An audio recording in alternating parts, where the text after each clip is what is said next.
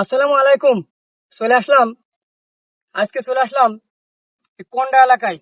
কোন্ডা আপনার শাকসবজির জন্য খুব বিখ্যাত। আজকে এই যে দাদু আছে আমার, এই কলমি শাক কাটতেছে। আজকে দাদুর কাছে শুনবো যে কলমি শাক, এত সুন্দর কলমি শাক কিভাবে চাষ করলেন। দাদু আসসালামু আলাইকুম। ওয়ালাইকুম সালাম। ভালো আছেন? ভালো আছি। এই কলমি শাক, এটা কি হাইব্রিড না দেশীয়? আমাদের দেশি দেশি হাইব্রিড নেই। দেশি। এটা কিন্তু দেশি কলমি শাক।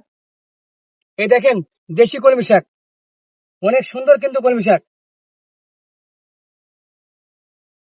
এই যে দেখছেন দর্শক, কি সুন্দর কলমি শাক। একটু ঘুরে ঘুরে দেখান ভাই, খালি আমাদের ফোকাস করেন না। এই যে পুরা ক্ষেত ভর্তি কিন্তু কলমি শাক, পিছনেও আছে কিন্তু কলমি শাক। তবে দাদু, এই যে এত সুন্দর কলমি শাক যে চাষ করেছেন, এ কি কি দিচ্ছেন একটু কন দিয়ে দর্শক কিন্তু করতেছে। সার দিছি, বীজ দিছি।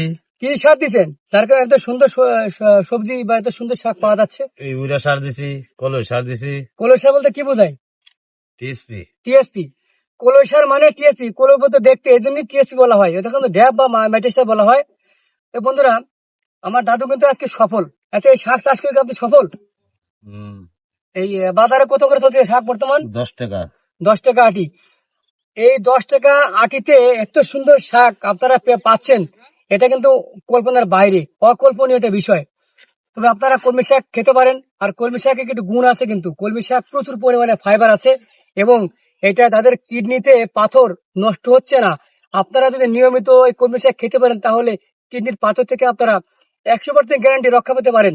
আর আপনারা এই কলমি শাক প্রতিদিন খাবার টেবিলে রেসিপি হিসেবে রাখতে পারেন। ধন্যবাদ সবাইকে।